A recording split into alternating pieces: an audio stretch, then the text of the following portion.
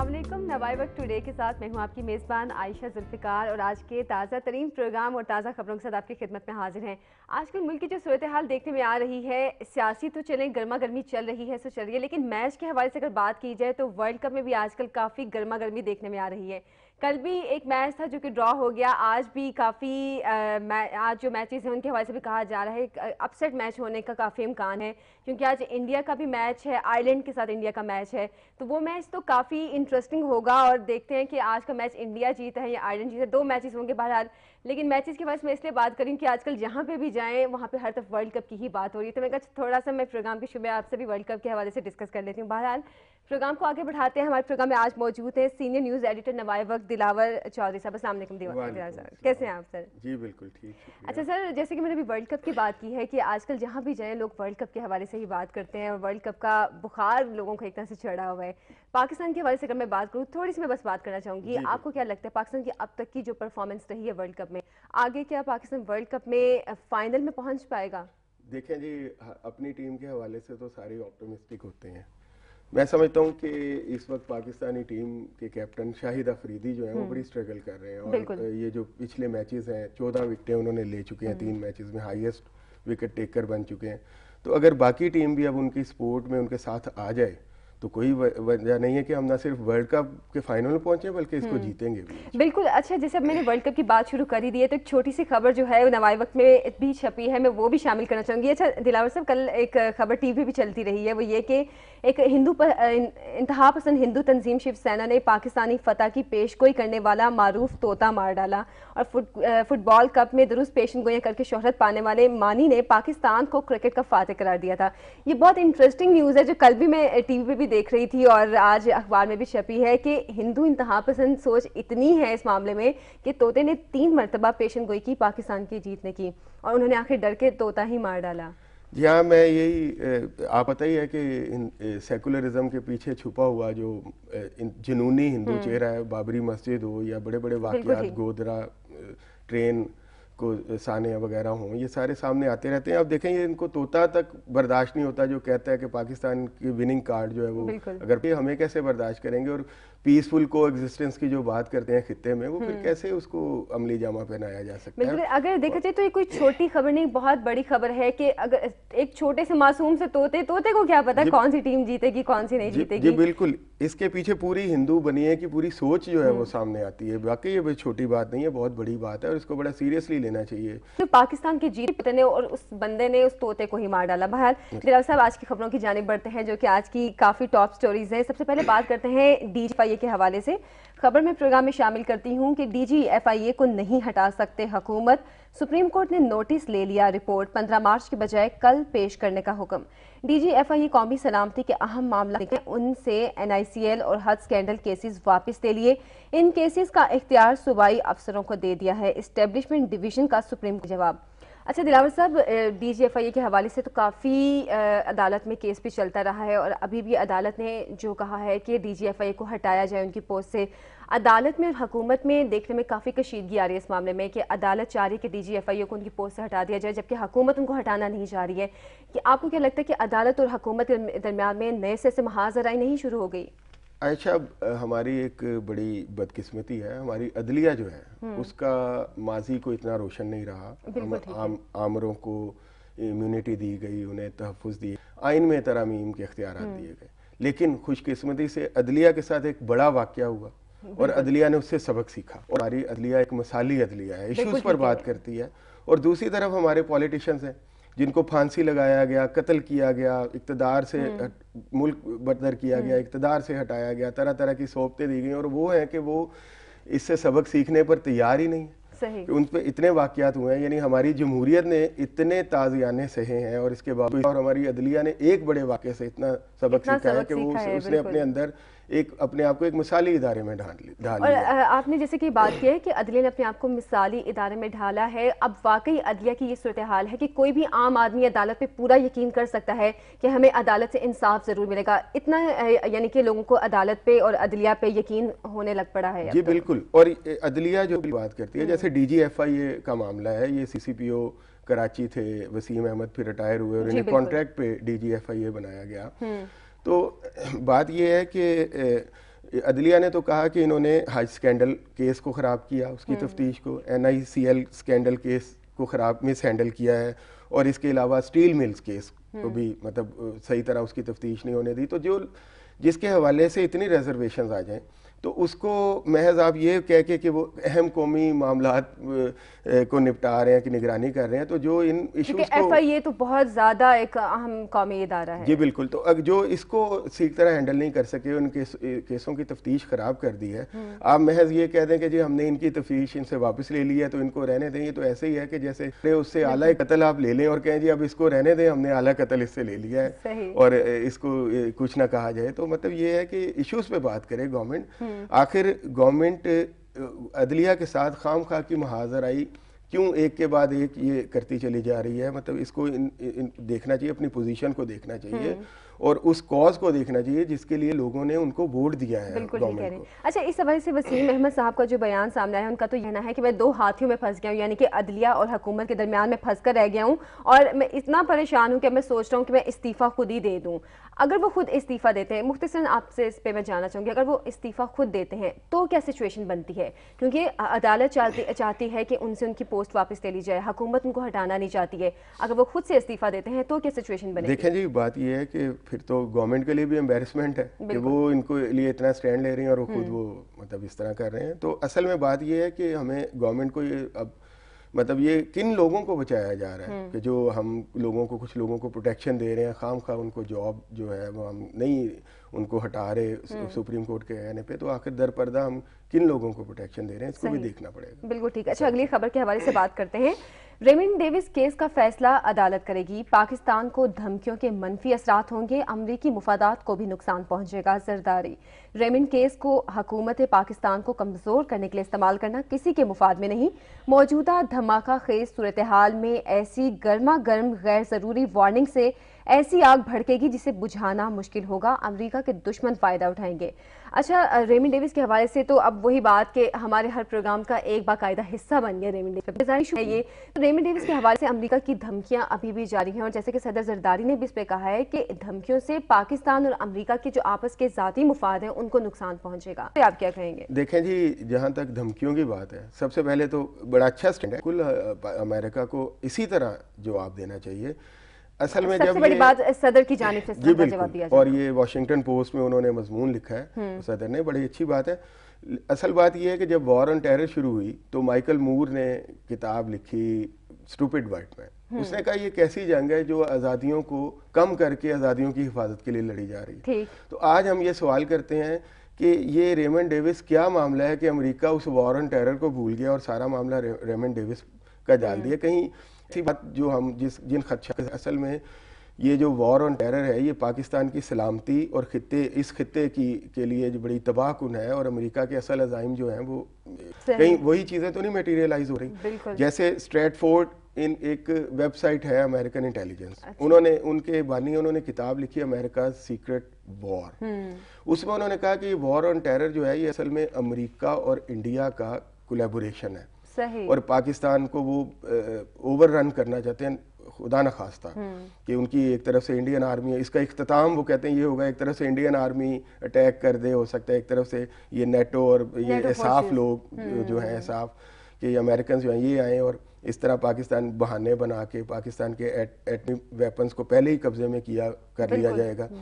तो बात ये है कि ये इस तरह की जो बातें हैं ये जो सामने आ रही हैं, इसका मतलब ये है कि अमेरिका जो है उसका असल मामला, असल फौजी उसके वो हैं जो यहाँ पे तकरीबी सरगर्मियाँ जारी रखे हुए हैं जिसके लिए वो वॉर ऑन टेरर, और उनका मकसद यही है कि, और मैं समझता हूँ कि जो भारतीय वावेला है पाकिस्तान चीन हमले की और फौजी डॉक्ट्राइन का, वो भी इसी का हिस्सा लगता है। बल्कि अच्छा, आपकी बात काटती हूँ माज़रत के साथ। दिलावर साहब, मैंने जो एक खबर पढ़ी थी उसमें ये था कि वफाकी वजीर मजहबी अमूर का जो कत्ल हुआ है वो भी इसी सिलसिले की एक कड़ी है कि रेमंड डेविस से लोगों का और हुकूमत का जो ध्यान है वो हटाया जाए और वो भी ब्लैक वाटर ने वो कत्ल किया है, ताकि रेमंड डेविस के मामले से इनकी तवज्जो हटा दी जाए। जी बिल्कुल। और इस एक तो मतलब पाकिस्तान को दरपर्दा जो है वो मुसीबत में डाला जाए, हुकूमत को, जैसे कि जरदारी साहब ने कहा कि पाकिस्तान को कमज़ोर करने के लिए इस्तेमाल नहीं करना चाहिए हुकूमत पाकिस्तान को रेमंड डेविस। तो ये एक तरह का प्रेशर टैक्टिक्स हैं कि हम इस तरह फिर आपसे करेंगे और इस तरह जाएंगे। तो मतलब ये है कि ये जो चीन और पाकिस्तान के हमले की इंडियन डॉक्ट्राइन है, ये असल में अमेरिका और भारत की खतरनाक अजाइम की डॉक्ट्राइन है। ये जो वॉर ऑन टेरर है, इसके दरपर्दा जो एक वॉर चल रही है, वही असल वार है, वही ये रेमंड डेविस किस्म के लोग ही अमेरिका के असल फौजी हैं और ये असल तकरीबी कार्रवाइयाँ कर रहे हैं। बल्कि इस हवाले से एक चीज़ जो हुकूमत को अगर हम अप्रिशिएट करें तो वो ज़्यादा अच्छी बात होगी कि हुकूमत की जानिब से भी इस चीज़ पे स्टेप लिया जा रहा है कि रेमंड डेविस के केस का जो फैसला है वो अदालतें ही करेंगी, वो गवर्नमेंट के बस की बात नहीं है। अदालतें अगर इस केस का फैसला करती हैं तो वो बहुत बेहतर होगा बनिस्बत इसके कि हमारी हुकूमत इस चीज़ का कोई फैसला करे, क्योंकि हुकूमत प्रेशर में आ सकती है, अदालतें प्रेशर में इस वक्त नहीं आएंगी। अगली खबर के हवाले से बात करते हैं और वो ये है कि पाकिस्तान मुस्लिम लीग के पार्लिमानी ग्रुप की वज़ीर आला से मुलाकात, यूनिफिकेशन ब्लॉक ने वजारतें ना लेकर मुखालिफिन के मुंह बंद कर दिए। शहबाज शरीफ, अरकान असम्बली अवामी खिदमत के मेयार को बुलंद करने के लिए मेरे शाना बशाना काम करें। यूनिफिकेशन ब्लॉक के फैसले से सियासत को भी इज्जत मिली। अच्छा, यूनिफिकेशन ब्लॉक के हवाले से अगर बात की जाए तो आजकल पंजाब में क्या पूरे मुल्क में एक आवाज़ जो है वो काफ़ी सुनने में आ रही है, लोटे कि पंजाब हुकूमत के साथ लोटे मिला रही है, ये कर रही है, वो कर रही है। अब यूनिफिकेशन ब्लॉक ने वजारतें लेने से इनकार कर दिया है। ये अगर देखी जाए तो बहुत बड़ी बात है कि यूनिफिकेशन ब्लॉक ने वजारतें लेने से इनकार कर दिया है। एक पूरा ब्लॉक है जो कि नून लीग में शामिल होने जा रहा है, उन्होंने वजारतें लेने इनकार है। मैं समझता हूँ कि लोटे का जो तस्वुर है वो इसके साथ साथ नथी है कि कोई मफादात लिए जाए, ज़ाती मफादात की सियासत की जाए। तो इन्होंने ये एक अच्छा स्टेप है, जो अच्छे स्टेप्स हैं उनकी तारीफ भी साथ साथ की है, ये अच्छी बात है। लेकिन मैं समझता हूँ इसके साथ साथ असल मामला उस वक्त होगा जब ये मुस्लिम लीग को यूनाइट करने की तरफ बढ़ेंगे सही मायनों में, और इसके लिए काफ लीग को भी अब किरदार अदा करना है, उसको छोड़ देना चाहिए। अब ये बातें सबके सामने हैं कि ये काफ लीग जो है ये दबाव के तहत बनी हुई पार्टी है, इसमें बड़े से बड़े इनके जो लीडर है, रहनुमा है, वो भी मुशर्रफ और आमिर के दबाव के तहत उन्होंने ये सारा कुछ किया था, जो चीज़ें सामने आ रही हैं। तो अब मेरा ख्याल है कि काफ लीग को भी अपनी 1.5 इंच की जो मस्जिद है उसको तोड़ना चाहिए और बड़ी मस्जिद में शामिल होना चाहिए, और बड़ी मस्जिद वालों को भी गुंजाइश पैदा करनी। ये सबसे अच्छी बात आपने की है कि जो 1.5 इंच की मस्जिद इन्होंने बनाई है, वो उनको चाहिए कि वो अपनी मस्जिद से निकल के बड़ी मस्जिद में दाखिल हो, बड़ी मस्जिद वालों को अपने दिल में और अपने आसपास जगह में गुंजाइश पैदा करनी चाहिए। बहरहाल मजीद खबरों पर बात करेंगे अगर प्रोग्राम में वक्त हुआ, लेकिन आपकी कॉल्स को भी शामिल करेंगे। अभी वक्त हुआ है एक ब्रेक का।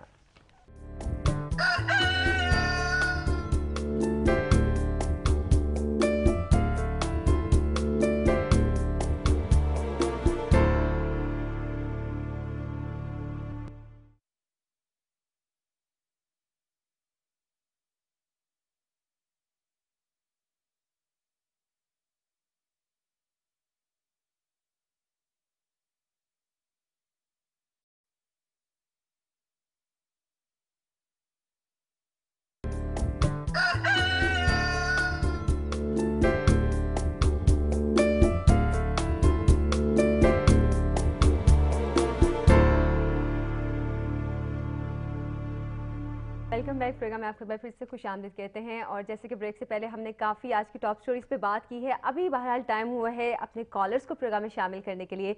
कॉलर्स को शामिल करने से पहले नंबर मैं आपको बता देती हूँ, 36312169 हमारे प्रोग्राम में कॉल करने के लिए ये नंबर है। अभी कॉलर है हमारे साथ अब्दुल रज़ाक हैं लाहौर से। अस्सलाम वालेकुम। वालेकुम सलाम जी, अब्दुल रज़ाक लाहौर से बोल रहा हूँ जी। अब्दुल रज़ाक दो मुख्तसर सी बात ने वज़ीर आला पंजाब, खादिम आला पंजाब के नोटिस में लाना चाह रहा था। एक तो ये कि दानिश स्कूल्स का मंसूबा बड़ा अच्छा है। मैं चाह रहा था कि लाहौर में भी बहुत से ऐसे इलाके हैं कि जहाँ के वालिदैन जो है वो अपने बच्चों को नहीं पढ़ा सकते। लाहौर में भी ऐसे एरिया मौजूद हैं और बच्चे मौजूद हैं। तो ये शहरा कायदे आज़म के ऊपर एक पिछले दौर में भी इन्होंने कोशिश की थी, वो स्टेट गेस्ट हाउस को बेचने के लिए, तो वो नहीं फरोख्त हुआ, नहीं कर सके। तो कितना ही अच्छा हो कि शहरा कायदे आज़म की एक जानब एक्शन कॉलेज और दूसरी जानब दानिश उधर बना दिया जाए, और उस स्टेट गेस्ट हाउस को वो चीफ मिनिस्टर हाउस जो नया बना है करोड़ों रुपए का बेकार पड़ा हुआ उधर से। दूसरी चीज मुख्तसर ये कि ये मोमन लाहौर में ही फैशन इंडस्ट्री के नाम पे बेहुदा किस्म के लिबास पहन के कैट वॉक की जाती है, आप यकीन जानिए कि मैं मुतालबा करता हूँ खादमे आला पंजाब से सिर्फ एक दिन बेस बदल कर उस कैट वॉक में जाकर तशरीफ ले जाएं और वहाँ जो कुछ होता है अपनी आंखों से देख लें। क्या ये हमारा कल्चर है, ये हमारी सकाफत है?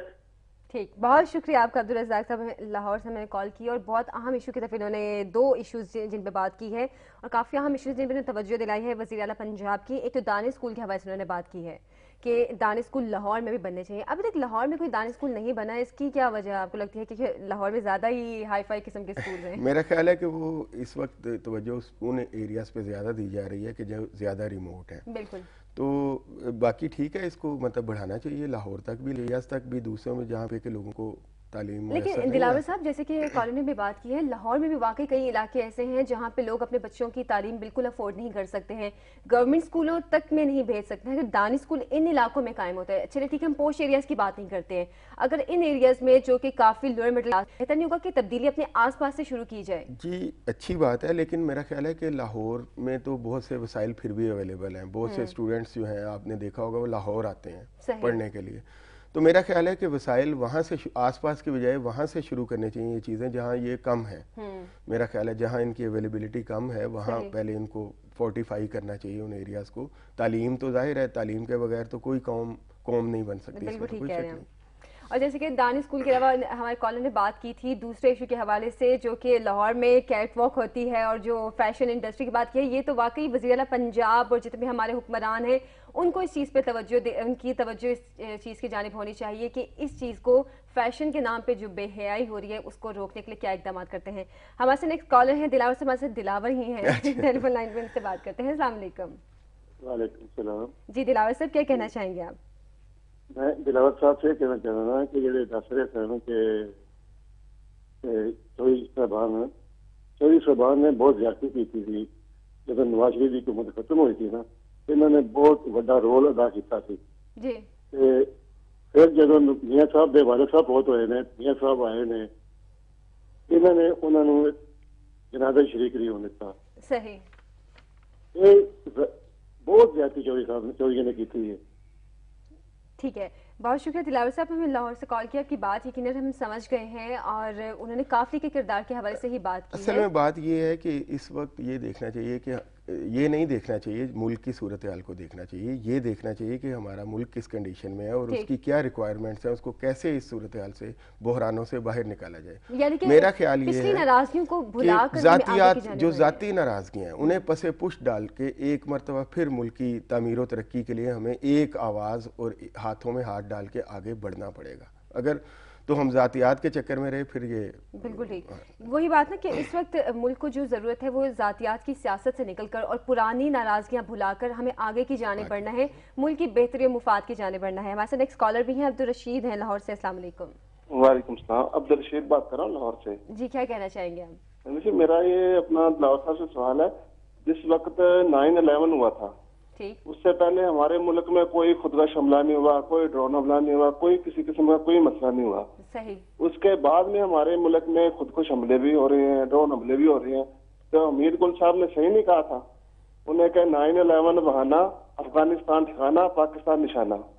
तो हमारे हुक्मरानों को इस बात पे अमल करना चाहिए, इसके पास संजीदगी से सोचना चाहिए। ठीक, बहुत शुक्रिया अब्दुल रशीद साहब ने लाहौर से कॉल की है। अच्छा, अब्दुल रशीद साहब की बात के हवाले से मैं एक बात कहना चाहूँगी कि रेमंड डेविस जो है, जब से रेमंड डेविस को गिरफ्तार किया गया है तब से एक चीज़ जो खासतौर पर नोट की जा रही है कि मुल्क में जो आगे पीछे मुसलसल धमाके होते थे, खुदकुश धमाके, कहीं बम ब्लास्ट, उनमें काफ़ी हद तक कमी आई है। ये चीज़ मैंने पर्सनली नोट की है। नहीं, आपने भी ठीक लगता है कि वो पूरा जो रहा था उसको थोड़ा सेटबैक मिला है जी। दूसरी बात जो इन्होंने की कि अफगानिस्तान और पाकिस्तान निशाना, हम तो पहले से ही अभी हमारी बात की शुरुआत में ही हमने ये गुजारिशात की हैं। एक्चुअली बात ये है, ये खित्ते में अमेरिकी बालादस्ती की लड़ाई है। बिल्कुल ठीक। 90s में अमेरिका बहुत पीछे जा रहा था, जैसे कि मैं पहले भी अर्ज कर चुका हूँ कि लोग वहाँ पोस्ट अमेरिकन वर्ल्ड के नाम से किताबें लिखना शुरू हो गए, फरीद ज़करिया जैसे, और उन्होंने कहा पूरी दुनिया में पावर सेंटर्स तब्दील हो रहे हैं, अमेरिका से निकल रहे हैं। सही। यूरोपियन यूनियन आगे बढ़ रही थी, चाइना की सरबराही में खित्ता भी जो है हमारा भी ये देख रहा था। तो इन सारी चीज़ों को काउंटर करने के लिए उन्होंने यूरोपियन अफगानिस्तान में झोंका है नेटो के नाम पे, और ख़ुद भी उन्होंने इससे मतलब दूर है मकासद हासिल किए हैं कि चाइना को भी काउंटर किया और हमारे खित्ते को भी प्रॉब्लमेटिक बनाया है, इसमें तो कोई शक नहीं। और इसका सीधा निशाना जो है वो F-पाक जो उनको कहते हैं, जो एक गलीज सा लफ्ज़ इस्तेमाल करते हैं हमारे, और तो ये उसको मतलब ये पाकिस्तान और अफगानिस्तान इसका बराह रास्त निशाना बन रहे हैं। सही, यानी कि पाकिस्तान को असल में वो ये शो करे कि इनडायरेक्ट इस्तेमाल करें, लेकिन असल डायरेक्ट निशाना पाकिस्तान ही है। हमारे साथ एक स्कॉलर है, मुस्तफ़ा है लाहौर से। अस्सलाम वालेकुम। जी वालेकुम अस्सलाम। जी आपको ये जो शदीद बहरान है एनर्जी क्राइसिस का जी और गैस का, इससे तो अंदाजा ही है, और इससे हजारों जो हैं फैक्ट्रियां बंद हैं, मिल्स बंद हैं, और 50 लाख के करीब लोग जो हैं वो बेरोजगार हुए हैं जो फैक्ट्री वगैरह से ताल्लुक रखते हैं। तो मेरा एक इंस्टेंट सोल्यूशन है कि हम फौरी तौर पे ये जो फैक्ट्रियां बंद हैं फैसलाबाद में और इलाकों में, उसके लिए एनर्जी जो है वो प्रोवाइड कर सके। वो ये है जी कि आपके 74 बिला वजह आपकी कम से कम 2-2.5 करोड़ टेलीविजन 24 आवर्स ऑन रहता है, और कोई भी और बद इखलाकी, बेहयाई, बेगैर जारी है, हनूद जो अखलाकियात जो यहाँ फैलाई जा रही हैं, इसको अगर आप इनमें से 74 चैनल में से जो एक मखसूस पार्टी को वो उसके किराए के एजेंट और उनके एंकर बने हुए हैं, तो कम से कम 3500 आपको मेगावाट मिल सकती है। अगर ये आप उसके टाइम फ्रेम कर दें, 6 घंटे सुबह, 6 घंटे शाम, रात को ऑफ कर दें, तो आपकी फैक्ट्रियां चलेंगी, कोई 50,000 फैक्ट्रियां चल जाएंगी, 50 लाख आपके जो लोग अनएम्प्लॉयड है। वो उससे बेहतर नहीं है कि आप मुल्क में बद इखलाकी फैलाएं, बेहयाई फैलाएं, जिस तरह जो। मुस्तफा साहब बहुत शुक्रिया आपका कॉल करने के लिए। मेरा ख्याल है कि मुस्तफा साहब ने शायद ये वक्त न्यूज़ के बारे में बिल्कुल ऐसी बात नहीं की, क्योंकि हम तो बिल्कुल नज़रियात के ऊपर चलते हैं। और दूसरी बात यह है कि मुस्तफा साहब के लिए गुजारिश है कि ये भी ज़रा सर्दी हो तो अपना हीटर बंद कर दिया करें गैस का, ताकि सनतों को वो गैस जो है वो मुहैया की जा सके। हम लोगों दूसरों पे तनकीद हम करते हैं, लेकिन बदकिस्मती से हम में से कुछ लोग ऐसे भी हैं जो खुद बिल्कुल भी सेक्रीफाइस करना पसंद नहीं करते। जरा थोड़ी सी सर्दी में हम मुस्तफा साहब पे बिल्कुल डायरेक्ट तनकीद नहीं कर रहे हैं कि आप अपने घर का हीटर ऑन रखते हैं, बस एक बात कर रहे हैं, इन जनरल बात कर रहा हूँ कि उसमें इसमें कोई भी हो सकता है मुस्तफा। हमें भी चाहिए कि हम अपने ये सोचें कि यार हमने ये फालतू लाइट्स नहीं जलानी, क्या हम कितना ज़िया करते हैं, शादियाँ हों वैसे हो, हम गैस हीटर जला रहे होते हैं घर में, कमरे में कोई भी मौजूद नहीं होता, बल्ब जल रहे होते हैं, लाइट्स ऑन होती हैं, कोई मौजूद नहीं होता, ज़रा सी शादी आ गई है, इतना बेतहाशा गैस भी इस्तेमाल करते हैं। और ये हमारा कौमी रवैया जो है, एक जनरल रीजन होता है कि मेहमान आए होते हैं, गैस का काम तो चलता रहता है। फिर मेरा मतलब है उसको हम सादगी से भी ये काम देख सकते हैं। हमारे जो एनर्जी क्राइसिस है, 50 लाख लोगों की अगर वो मतलब वो भूखे मर रहे हैं, तो उनको बचाना नहीं है क्या? हम अपनी जो रसूमात हैं शादियों की, कोई उनको भी हम सादगी से अंजाम दे सकते हैं। ये सबसे थोड़ा सा कौमी हम इस चीज में सादगी लेकर आए तो वो सबसे बड़ा एक स्टेप होगा। हमारे से कॉलर हैं, उनसे बात कर लेते हैं। आप ख्वाजा अंजुम हैं कराची से। अस्सलाम वालेकुम जी। वालेकुम अस्सलाम जनाब, आप बड़ा एक आया कि पाकिस्तान इकोनॉमिक क्राइसिस का शिकार है जी। मेरे ख्याल में नहीं है। आप देखें कि कराची के अंदर एयरपोर्ट के साथ कंट्री क्लब बन रहा है जो खरबों रुपए की जमीन है और करोड़ों रुपए के हिसाब से धड़ाधड़ वो बन रहा है। हम गरीब तो ना हुए ना। आप कैफेटेरिया में चले जाएं, वहां पर भूखे नंगे बेचारे 13 रुपए की प्लेट मुर्गी की है, 13 रुपए मछली की, 13 रुपए गोश्त की, 2 रुपए कप चाय की। अगर एक नुमाइंदा आपका नुमाइंदा है तो समझे 2 लाख वो कौमी असेंबली का मेंबर 2 लाख की रोटी वहीं पे खा रहा है। सही।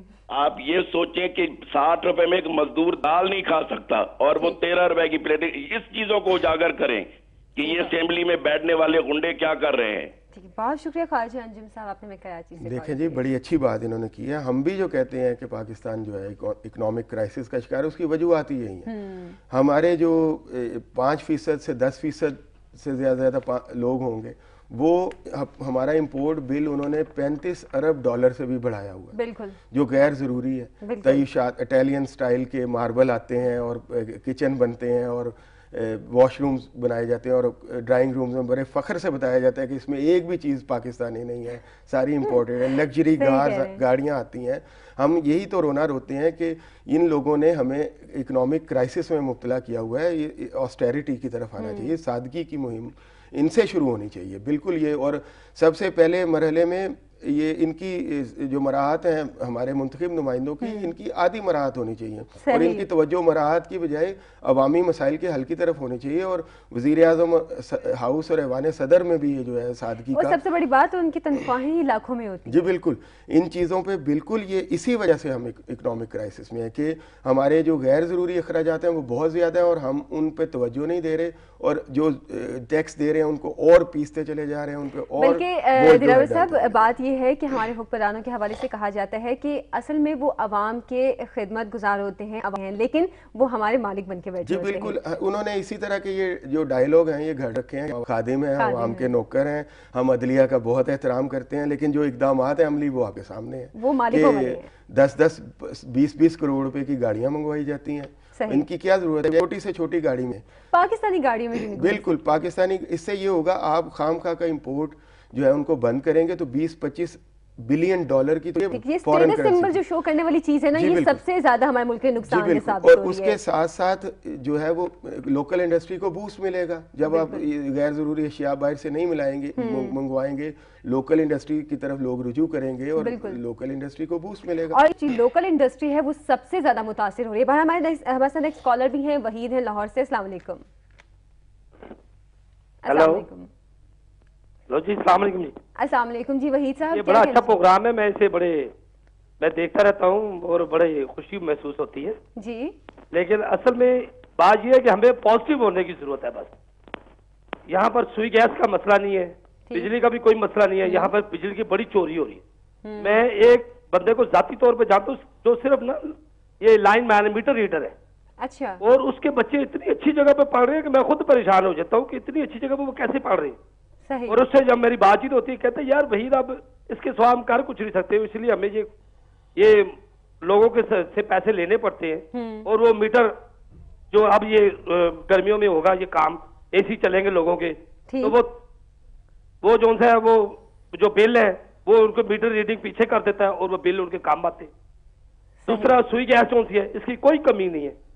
सुई गैस के घरों में ये चूल्हे पे अब इतनी बहुत शुक्रिया वही साहब। उनकी लाइन शायद ड्रॉप हो गई है। वही साहब भाई जो बात कहना चाहे थे वो बात कह चुके हैं, हम समझ भी चुके हैं। बड़ी अच्छी बात की है इन्होंने वाकई। ये लाइन लॉसेस के अलावा ये जो चोरी है बिजली की और ये सारा कुछ है, और इसके अलावा गैस की मिसमैनेजमेंट है और चोरी है, अगर हम इन पे तवज्जो दें। लेकिन हमें हज स्कैंडल, NIC स्कैंडल और स्टील मिल स्कैंडलों से ही फुर्सत नहीं मिलती हमारे हुक्मरानों को। वो खुद क्या करप्शन रोकेंगे? मतलब ये बड़े अफसोस की बात है। बड़ी अच्छी बात इन्होंने की है कि अगर इन चीजों पे ही काबू पा लिया जाए तो सबसे बड़ी बात ये बिजली चोरी या गैस चोरी, इन्हीं ये छोटी मोटी चीजों से ही काबू पाया जाए तो फिर ये बड़े बड़े जो लॉसेस हो रहे हैं उनसे बचा जा सकता है। बिल्कुल। एक अंदाजे के मुताबिक 60% जो बिजली है वो चोरी हो जाती है और लाइन लॉसेस का भी शिकार हो जाती है। अगर इस पे ही काबू पा लें तो मेरा ख्याल है कि हमारी डिमांड जो मतलब 15,000 मेगावाट के करीब है वो पूरी हो जाएगी। कोई लोड शेडिंग की जरूरत नहीं पड़ेगी। बिल्कुल ठीक आपने वहीद साहब। और आप सब कॉलर्स का भी बहुत शुक्रिया जिन्होंने हमारे प्रोग्राम में कॉल्स की है। अभी बढ़ते हैं आज के कॉलम की जानिब।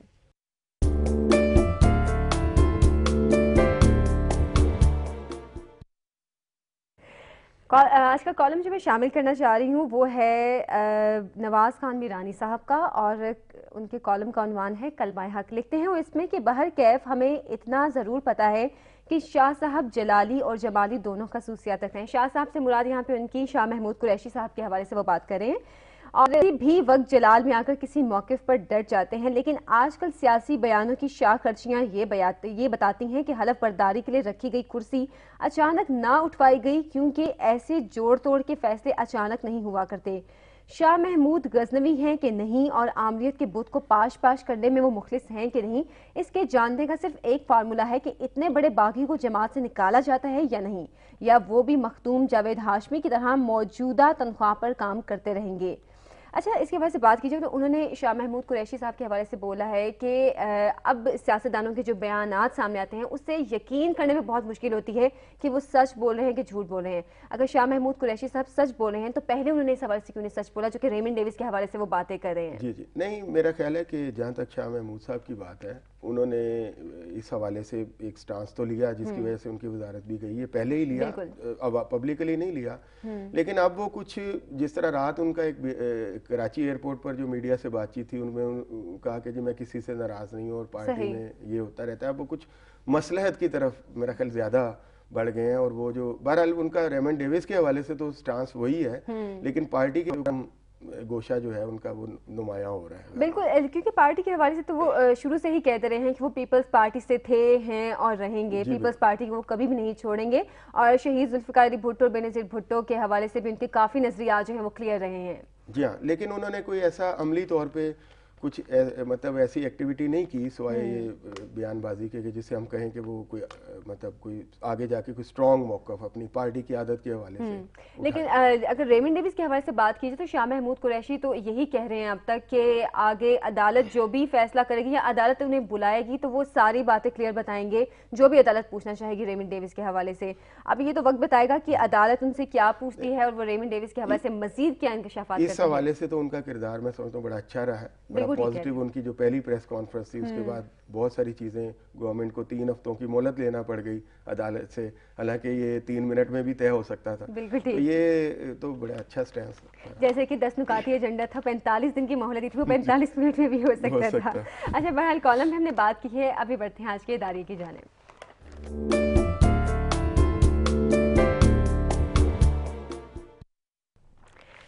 इदारिया में शामिल करती हूँ प्रोग्राम में, जिसका उन्वान है कि ओपोजिशन का मजबूत इत्तेहाद वक्त की अहम ज़रूरत है। इस्लामाबाद से हमारे वाक़े निगार खसूसी की रिपोर्ट के मुताबिक पार्लियामेंट में ओपोजिशन जमातों के दरमियान वसीउल बुनियाद इत्तेहाद बनाने पर असूली इत्तफाक राय हो गया है। फिलहाल इत्तेहाद का नाम तजवीज़ किया गया है, ना बाज़ाब्ता ऐलान हुआ है। नया इत्तेहाद वजूद में आकर हुकूमत को राह रास्त पर ला सकता है, अवामी मुश्किलात में कमी हो सकती है, आलमी सतह पर पाकिस्तान का वकार भी बहाल हो सकता है। हत्ता कि अमरीका की दहशतगर्दी के खिलाफ नाम निहाद जंग से जान छूट सकती है। जो जमातें इत्तेहाद की राह पर चल रही हैं उनकी 342 के ऐवान में तादाद 214 है। हुकूमत मुजव्विज़ा अपोजिशन इत्तेहाद के खलूस और कौमी मुफादात पर मबनी मशवरों को दरे हुए एतना नहीं समझती, तो इसके पास इन हाउस तब्दीली की कुव्वत भी मौजूद है, जो बिल्कुल आईनी और कानूनी तरीका है। अच्छा दिलावर साहब, हम बात कर भी रहे थे शुरू में, जब हम खबरों पे बात कर रहे थे तो आपने कहा था कि इस वक्त अपोजिशन जमातें जो उन्हें मुत्तहिद होना चाहिए, काफ लीग को भी अपनी जितनी भी नाराजगियां भुलाकर नून लीग में शामिल होना चाहिए, नून लीग को भी अपने में गुंजाइश पैदा करने की जरूरत है। यहाँ पे भी यही लिखा है हमारे इदारे में भी कि जितनी भी इत्तेहादी जमातें हैं उनको आपस में मिलना चाहिए। कल भी एक मुलाकात हुई है तमाम इत्तेहादी जितने भी अपोजिशन रहनुमा है उनकी आपस में। फजलुर रहमान साहब ने शाया दी है जिसमें मुस्लिम लीग नून, काफ और इवन मुत्तहिदा कौमी मूवमेंट के फारूक स्टार भी शामिल हुए हैं। तो ये अच्छी एक कोशिश है। देखें, बात ये है कि जब ये गवर्नमेंट आई थी तो इसको यूनानिमसली प्राइम मिनिस्टर को जो है वो इलेक्ट किया गया था। आपको याद होगा, इवन ओपोजिशन ने भी उनको वोट दिए थे, ओपोजिशन ने भी दिए थे। तो अब 3 साल में इस ओपोजिशन ने इंतहाई महारत से जो काम किया है, मतलब कोट अनकोट महारत, उसमें ये है कि अब ये इसको हर महीने सर्टिफिकेट लेना पड़ा अपने चंद से कि जनाब हम हुकूमत कंटिन्यू करें, पेट्रोल की कीमतें आधी करें, अगले माह इंशाल्लाह इनको फिर एक सर्टिफिकेट लेना पड़ेगा। अब ये सर्टिफिकेट पे है। वजह क्या है? वजह यही है कि खामखा की टसलबाजी, मनपसंद लोगों को की अपॉइंटमेंट्स और सही तरह के जो मामला हैं उन पर, अगर आप आवाम से दूर होते चले जाते हैं, जिस तरह एक हमने देखा है कि एक आमिर अपनी वर्दी से दूर होता है तो वो बिल्कुल उसको मतलब उसके अंदर कुछ भी नहीं रह जाता और उसको जो है वो स्ट्राइक डाउन कर लिया जाता है। इसी तरह ये पॉलिटिशियंस है, अगर ये अवाम से दूर हो जाते हैं तो फिर इनके अंदर भी कुछ नहीं रह जाता और इनको बड़े आसानी से स्ट्राइक डाउन किया जा सकता है। तो हमारी हुकूमत इस नहज पे पहुंच गई, एक अच्छी एफर्ट है। लेकिन फजलुर रहमान साहब से गुजारिश यही की जानी चाहिए कि वो मतलब माजी की सियासत से थोड़ा हट के अब मुल्क के लिए ज्यादा बिल्कुल बाजी की सियासत में जो भी हो चुका, हज स्कैंडल के हवाले से जो भी बातें सामने आई और जो वजीर थे उनकी जानिब से उनके भी काफ़ी स्कैंडल सामने। बहरहाल उन पुरानी बातों को भुलाकर अगर ऑपोजिशन रहनुमा आपस में मुत्तहिद हो जाए, ऑपोजिशन की एक बाकायदा एक जमात बन जाए तो काफ़ी फायदा भी हो सकता है, मतलब ये एक स्ट्रॉन्ग ऑपोजिशन बन सकती है। ऑपोजिशन की ये जो कोशिश फजलुर रहमान साहब कह रहे हैं, ये जाती लड़ाई नहीं होनी चाहिए बल्कि मुल्क के लिए एक कोशिश होनी चाहिए, एक अच्छी कोशिश होनी चाहिए, मुल्क के मुफाद में कोशिश होनी चाहिए, जो कि मुल्क के लिए सबसे बेहतर, क्योंकि इस वक्त हमारा मुल्क जिस सिचुएशन में गुजरा है वहाँ पर आपस में टसल करने की बजाय, आपस में जो इनकी महाजराई चलने की बजाय अगर आपस में मुत्तहिद होकर चलें, स्ट्रॉन्ग अपोजिशन का किरदार अदा करें, तो हुकूमत के लिए भी बेहतरी होगी और पाकिस्तान के लिए भी इसमें काफ़ी बेहतरी होगी। बहरहाल हमने आज के कॉलम के हवाले से भी बात की है, इदारे के हवाले से भी बात की है। दिलावर साहब का बहुत शुक्रिया, आज के प्रोग्राम में आप तशरीफ लेकर आए और खबरों के हवाले से इतना अच्छा तज्जिया पेश किया। आप सब कॉलर्स का भी बहुत शुक्रिया जिन्होंने आज के प्रोग्राम में हमें कॉल किया। ऐसे हमें प्रोग्राम में कॉल्स करते रहिएगा। आज के प्रोग्राम से अब तक के लिए इतना ही, कल फिर हाजिर होंगे नए प्रोग्राम के साथ। कल तक के लिए इजाज़त दीजिए, अल्लाह हाफिज़।